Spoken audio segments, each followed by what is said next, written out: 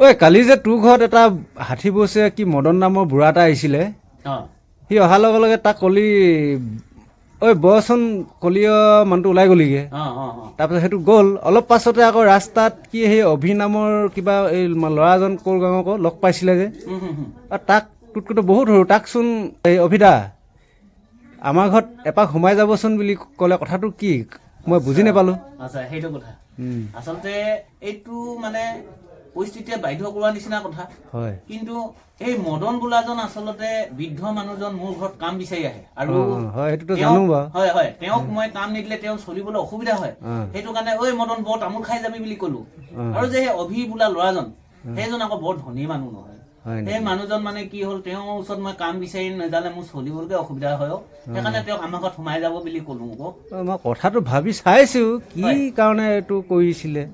নমস্কাৰ জনাইছোঁ সকলোকে মোৰ ভিডিঅ'টিলৈ স্বাগতম জনাইছোঁ। মই আজি বন্ধু বান্ধৱীসকল নতুন এটি ভিডিঅ' প্ৰস্তুত কৰিছোঁ। মোৰ ফেচবুক পেজখন যদি আপোনালোকে প্ৰথমবাৰৰ বাবে চাইছে তেনেহ'লে ফ'ল' কৰি ল'বলৈ নাপাহৰিব। লগতে আপোনালোকে বহুত বেছি মোক মৰম দিব বুলি আশা কৰিলোঁ। বন্ধু বান্ধৱীসকল মই আজি আপোনালোকৰ কাৰণে বিশেষ এটা কাৰণত মই এই ভিডিঅ'টো প্ৰস্তুত কৰিছোঁ, চাই থাককচোন। মই আপোনালোকক এটা কথা কৈ থওঁ, আপোনালোকে নিশ্চয় জানে আহোমৰ বয়সৰ কথা নাথাকে, সম্বন্ধটো সকলোতকৈ ডাঙৰ বুলি কয় আৰু সেই কথাখিনি সকলোৱে গম পায়। আচলতে মই সেইকাৰণে আচলতে এই ভিডিঅ'টো প্ৰস্তুত কৰিবলগীয়া হ'ল। আমি জানো মোৰ পেহী ল'ৰা বয়সত ডাঙৰ হ'লেও মই তাক ভাইটি বুলিয়ে মাতোঁ, আহোমৰ যিটো নিয়ম বা মোতকৈ মোৰ পেহীৰ ল'ৰাৰ বোৱাৰী যিমানেই বয়সস্থ নহওক আমি বোৱাৰী বুলিয়ে মাতোঁ, সেইটোলৈকে ঠিকেই আছে। আৰু এনেকুৱাও কিছুমান কথা হয়, কেতিয়াবা কি হয় মোতকৈ কম বয়সৰ লোকৰ মানুহকো মই দাদা বুলি মাতিবলগীয়া হয়। সেইখিনি আচলতে খুব ডাঙৰ কথা। কি কাৰণে মই দেখুৱাব বিচাৰিছোঁ এই ভিডিঅ'টোৰ যোগেদি মই আপোনালোকক মেছেজ কৰিব বিচাৰিছোঁ, আপোনালোকে চাই থাকক। কথাটো হ'ল কি, অলপ দিনৰ আগতে মোক এজন ব্যক্তিয়ে সুধিছিলে, মই সেইখিনিকে আপোনালোকক মই অলপ আগত মই ক্লিপটো দেখুৱাইছিলোঁ, সেই কথাখিনিকে ক'ব বিচাৰিছোঁ।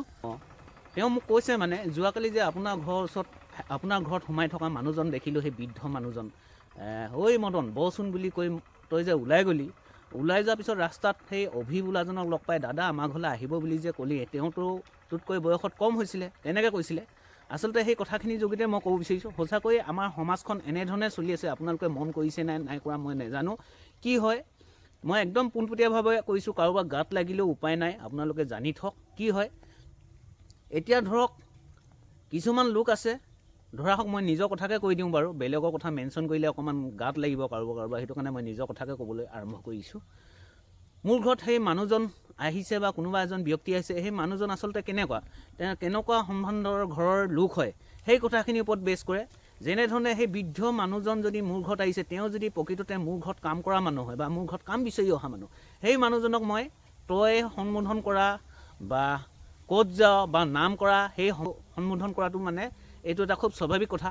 একে সময়তে খুব যদি ধনী এজন ব্যক্তি লগ পাওঁ বা তেওঁ যদি মোতকৈ বয়সত খুব কমো হয়, তেওঁক আমি দাদা বুলি সম্বোধন কৰোঁ, কিয়নো তেওঁৰ ওচৰত আমি গৈ তেওঁৰ পৰা কাম বিচাৰিব লগা হয় যিহেতু। সেইটো কাৰণে হেল্ল' দাদা আপুনি বা ক'ৰ পৰা আহিলে, কিবা এটা ফোন এটা আহিলেও ক'ত আছে, নিশ্চয় যাম আপোনাৰ ওচৰত গৈ আছোঁ, এতিয়াই পামগৈ, ঠিক তেনেকুৱা ধৰণৰ কথা কোৱা শুনো। বহুত ব্যক্তিক মই শুনো আচলতে একেটা সময়তে। আমাৰ গাঁৱৰে এজন ব্যক্তিক মই সেইদিনাখন দেখিব পালোঁ। তাৰপিছত কি হ'ল, এজন বয়সস্থ মানুহক কৈছে, ঐ আমুকা ক'ত যা, খুব ধেমালি কৰি মানে কৈছে।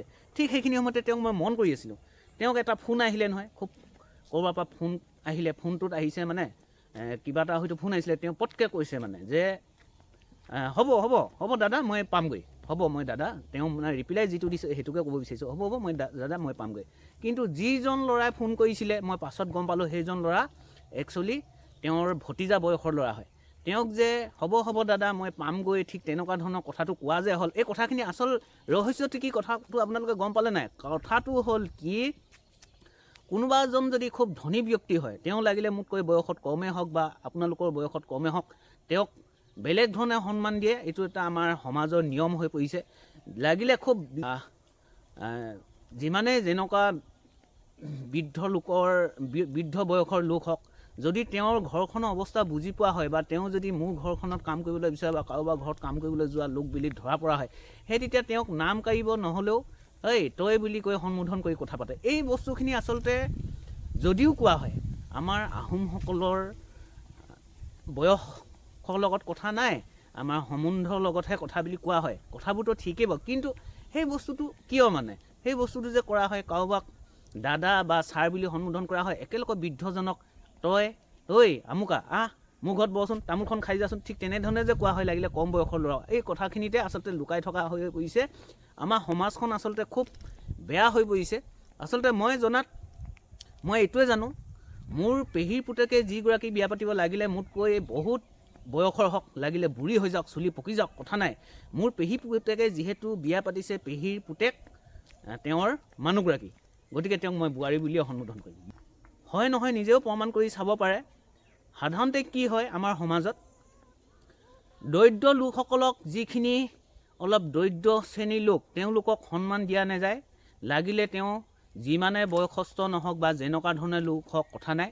কিন্তু যদি কেনেবাকৈ ধনী ঘৰৰ লোক হয়, তেওঁ লাগিলে শিক্ষা নাথাকক বা তেওঁ বেলেগ ধৰণৰ গুণাগুণ নাথাকক, কোনো কথা নাই, তেওঁক খুব ভাল ধৰণে সন্মান দিয়া হয়। আৰু এয়া আমাৰ সমাজখনৰ এটা স্বভাৱ। গতিকে মোৰ ভিডিঅ'টোৰ যোগেদি মই আপোনালোকক সকলোকে মেছেজ কৰিছোঁ, আচলতে আমি সকলোৱে মানৱ ধৰ্মক বিশ্বাস কৰিব লাগে। মানৱ ধৰ্ম বিশ্বাস কৰিবলৈ যাওঁতে যাক যি ধৰণে সম্বোধন কৰিব লগা হয়, ঠিক তেনেধৰণে কৰিলে ভাল। কাৰোবাক নিজৰ দুৰ্বল চাই বা নিজৰ অৱস্থাটো চাই ব্যৱহাৰ কৰিব নালাগে। সকলোৱে মই সেইখিনিকে ক'লোঁ। গতিকে বন্ধু বান্ধৱীসকল, মোৰ এই সৰু ভিডিঅ'টো আপোনালোকে চাব, চাই যদি ভাল পায় লাইক কৰিব, কমেণ্ট কৰিব, যিমান পাৰে শ্বেয়াৰ কৰিব। যদিহে মোৰ এই ভিডিঅ'টো আপোনালোকে ফেচবুক পেজত চাই মোৰ পেজটো ফ'ল' কৰি দিব। যদিহে আপোনালোকে মোৰ এই ভিডিঅ'টো ইউটিউব চেনেলত চাই, তেনেহ'লে মোৰ চেনেলটো ছাবস্ক্ৰাইব কৰি দিবলৈ নেপাহৰিব। ধন্যবাদ।